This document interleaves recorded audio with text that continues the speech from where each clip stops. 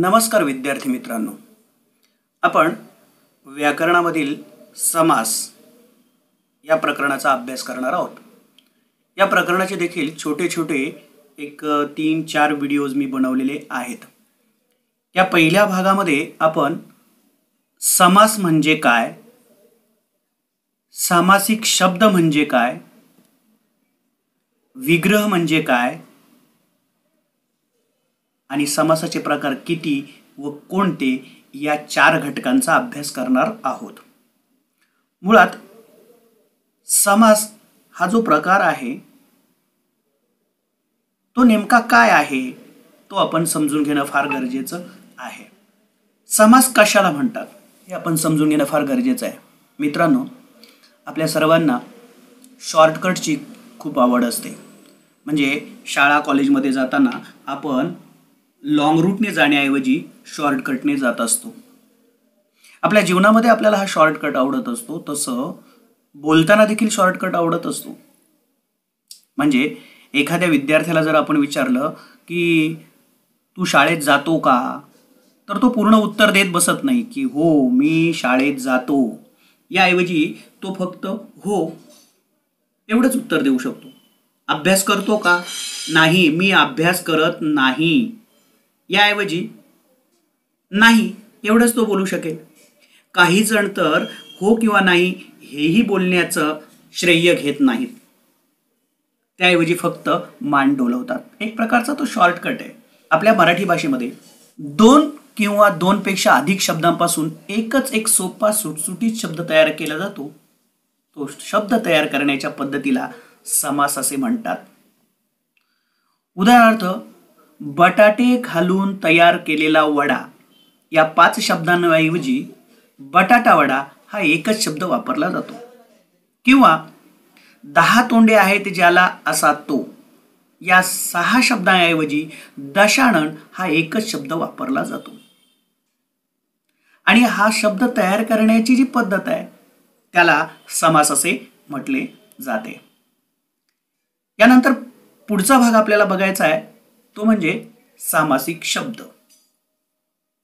आता समास कशाला म्हणतात हे आपल्याला कळलेलं आहे। एक गोष्ट लक्षात ठेवा, अनेक शब्दांच्या एकत्रीकरणातून जो सोपा सुटसुटीत एकच एक शब्द तयार झालेला असतो त्या शब्दाला सामासिक शब्द असे म्हणतात। उदाहरणार्थ, बटाटा वडा, दशानन, नवरात्र, पुरुषोत्तम, यथाशक्ती, निळकंठ वगैरे। आपण पाहिलं की बटाटा घालून तयार केलेला वडा या 5 शब्दांऐवजी आपण बटाटा वडा हा एकच शब्द तयार केला आणि हा जो शब्द तयार झालेला आहे त्याला सामासिक शब्द असं म्हटलं जाईल।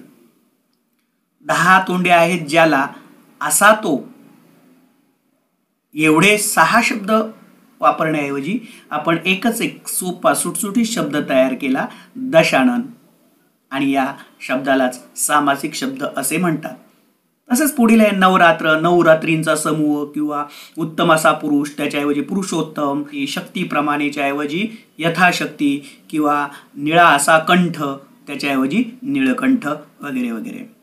मित्रांनो, एक गोष्ट लक्षात ठेवा, सामासिक शब्द कितीही शब्दांपासून तयार झालेला असला तरी त्यात प्रामुख्याने 2च पदे एकत्र येतात। उदाहरण द्यायचं झालं तर बघा, बटाटा वडा या शब्दामध्ये बटाटा हे पहिलं पद आहे आणि वडा हे दुसरं पद आहे। या 2 पद म्हणजे 2 शब्दांना त्या शब्दांनाच पद असं म्हटलेलं आहे। या 2 पदांपासून तयार झालेला तो शब्द आहे।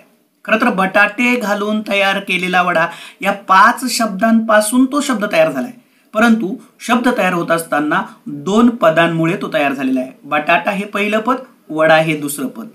दशाननमध्ये दश हे पहिलं पद, आनन हे दुसरं पद। नवरात्रमध्ये 9 हे पहिलं पद आणि रात्र हे दुसरं पद। पुरुषोत्तम या शब्दामध्ये पुरुष हे पहिलं पद आणि उत्तम हे दुसरं पद। यथाशक्ती या शब्दामध्ये यथा हे पहिलं पद आणि शक्ती हे दुसरं पद। निळकंठ या शब्दामध्ये निळ म्हणजेच निळा हे पहिलं पद आणि कंठ हे दुसरं पद आहे। म्हणजे सामासिक शब्द जो अनेक शब्दांच्या एकत्रीकरणातून झालेला एक शब्द आहे त्याला आपण सामासिक शब्द म्हणत असतो आणि सामासिक शब्दामध्ये 2 पदांचा समावेश झालेला असतो, हे आपण लक्षात ठेवलं पाहिजे. यानंतर पुढचा भाग आपल्याला बघायचा आहे तो म्हणजे विग्रह. कारण सामासिक शब्दाचा आपल्याला विग्रह करायचा असतो. मग विग्रह म्हणजे काय? तर सामासिक शब्द कसा तयार झाला त्याची फोड करून दाखविण्याच्या पद्धतीलाच विग्रह असे म्हणतात. म्हणजे तो शब्द कसा तयार झालेला आहे. उदाहरणार्थ नवरात्र हा सामासिक शब्द आहे. या शब्दाचा विग्रह होईल नवरात्रींचा समूह. आपण फोड करून दाखवली. हा शब्द कसा तयार झाला? नवरात्रींचा समूह. दुसरा शब्द काय आहे? पुरुषोत्तम.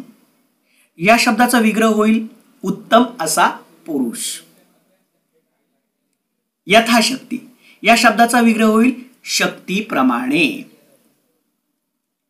निळकंठ या शब्दाचा विग्रह होईल निळा असा कंठ किंवा निळा आहे ज्याचा कंठ असा तो.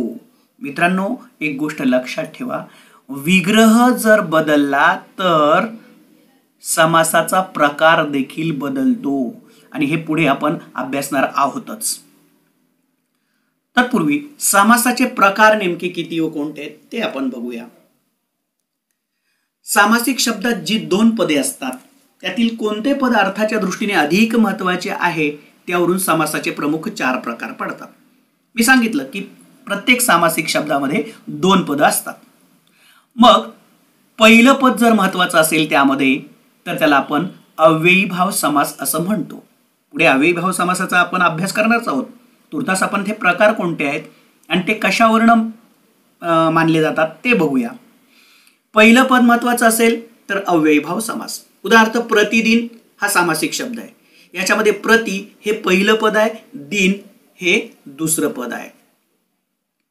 आता यामध्ये बघा, दिन म्हणजे दिवस.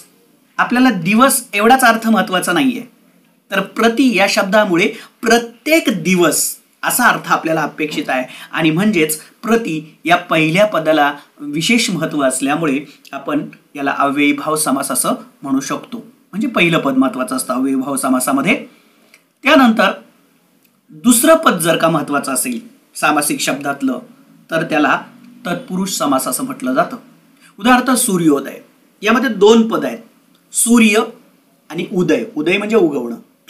आता इथे सूर्य हे पहिलं पद जे आहे त्याला आपण विशेष महत्त्व देत नाही. अर्थात दोन्ही पदं महत्त्वाची असतात, परंतु अर्थाच्या दृष्टीने विशेष महत्त्व कुणाला आहे? सूर्याच्या उगवण्याला. म्हणजे दुसरं पद जे आहे उदय. आणि म्हणून इथे दुसरं पद महत्त्वाचं जेव्हा येतं तेव्हा त्याला आपण तत्पुरुष समास असं म्हणतो. त्यानंतर दोन्ही पदं महत्त्वाची असतात. फक्त पहिलं पद किंवा दुसरं पद महत्त्वाचं नसतं, तर दोन्ही पदं अर्थाच्या दृष्टीने महत्त्वाची असतात. त्याला आपण द्वंद्व समास असं म्हणतो. उदाहरणार्थ खरे खोटे. यामध्ये पहिलं पद आहे खरे, दुसरं पद आहे खोटे. आता अर्थाच्या दृष्टीने पाहिलं तर यापैकी दोन्ही महत्त्वाचे आहेत. एकतर खोटे असेल किंवा खरे तरी असेल, म्हणजे एकच अर्थ घेऊन चालणार नाहीये. इथे दोन्हीही पदे महत्त्वाची आहेत आणि म्हणूनच हा सामासिक शब्द द्वंद्व समासाचं उदाहरण आहे असं आपल्याला म्हणता येईल. आणि चौथा मुख्य प्रकार जो आहे तो म्हणजे बहुर्वी समास. जेव्हा दोन्ही पदं महत्त्वाची नसून तिसऱ्याच पदाचा बोध होतो तेव्हा बहुर्वी समास असतो. उदाहरणार्थ चक्रपाणी. इथे पहिलं पद आहे चक्र आणि दुसरं पद आहे पाणी. पाणी म्हणजे हात. आता इथे चक्र आणि पाणी या दोन्ही पदांना महत्त्व नाही आहे. याच्यातून तिसऱ्याच पदाचा बोध होतो. म्हणजे याचा विग्रह होतो ज्याच्या पाणीत आहे चक्र. पाणीत म्हणजे हातात. ज्याच्या हातात आहे चक्र असा तो चक्रपाणी. कोण? विष्णू. म्हणजे इथे चक्र किंवा पाणी या 2 शब्दांना महत्त्व नाही, या 2 पदांना महत्त्व नाही, तर यातून सुचवला गेलेला विष्णू हा आपल्याला अर्थाच्या दृष्टीने महत्त्वाचा आहे. म्हणजेच इथे या सामासिक शब्दातील दोन्ही पदे महत्त्वाची नसून तिसऱ्याच पदाचा बोध जेव्हा होतो तेव्हा बहुर्वी समास असतो. मित्रांनो, एक गोष्ट लक्षात ठेवा, हे 4 मुख्य समासाचे प्रकार आहेत. मात्र अव्ययीभाव समास वगळता इतर समासांचे अनेक उपप्रकार आहेत. उदाहरणार्थ तत्पुरुष समासाचे उपप्रकार अनेक आहेत. म्हणजे विभक्ती तत्पुरुष समास, त्यामध्ये देखील विभक्तीच्या कोणता प्रत्यय वापरलाय त्यावरून देखील त्याचे उपप्रकार पडले जातात. उदाहरणार्थ द्वितीया विभक्ती तत्पुरुष समास, तृतीया विभक्ती तत्पुरुष समास, चतुर्थी विभक्ती तत्पुरुष समास, पंचमी विभक्ती तत्पुरुष समास, षष्ठी विभक्ती तत्पुरुष समास, सप्तमी विभक्ती तत्पुरुष समास. फक्त प्रथमा आणि संबोधन या विभक्तीचे प्रत्यय यामध्ये नसतात. मात्र विभक्तीचा कोणता प्रत्यय वापरला आहे त्यावरून विभक्ती तत्पुरुष समास असे प्रकार त्याचे पडतात. यानंतर नन तत्पुरुष समास, ज्याचं नकार दर्शवणारं पहिलं पद असतं मात्र अर्थाच्या दृष्टीने दुसरंच पद महत्वाचं असतं, तो आणखी एक प्रकार आहे. त्यानंतर कर्मधारय समास हा तत्पुरुष समासाचा उपप्रकार आहे, ज्यामध्ये दोन्ही पदं जी आहेत ती प्रथमेमध्ये असतात किंवा ते एकतर विशेषण असतं, दुसरं पद नाम असतं. म्हणजे विशेषण विशेष्य अशा स्वरूपामध्ये तो शब्द असू शकतो. तर पुढे आपण जेव्हा तत्पुरुष समासाचा अभ्यास करू तेव्हा त्याचा सविस्तर अभ्यास करणारच आहोत. आणि त्याचाच आणखी एक उपप्रकार आहे, तो म्हणजे द्विगु समास.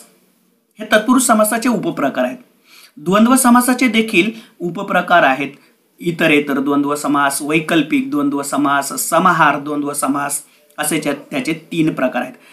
तत्पुरुष समासाच्या प्रकारामध्ये विभक्ती तत्पुरुष समास, कर्मधारय समास आणि द्विगु समास या 3 उपप्रकारांचा आपल्याला अभ्यास करायचा आहे. तर इतरेतर द्वंद्व समास, वैकल्पिक द्वंद्व समास आणि समाहार द्वंद्व समास या द्वंद्व समासाच्या 3 उपप्रकारांचा देखील आपल्याला अभ्यास करायचा आहे. आणि चौथा जो बहुव्रीही समास आहे त्याच्या उपप्रकारांचा आपल्याला अभ्यास करायचा नाही आहे, फक्त बहुव्रीही समास या मुख्य प्रकाराचाच अभ्यास करायचा आहे. या प्रकारांचा अभ्यास आपण पुढील व्हिडिओमध्ये करूया. तोपर्यंत धन्यवाद.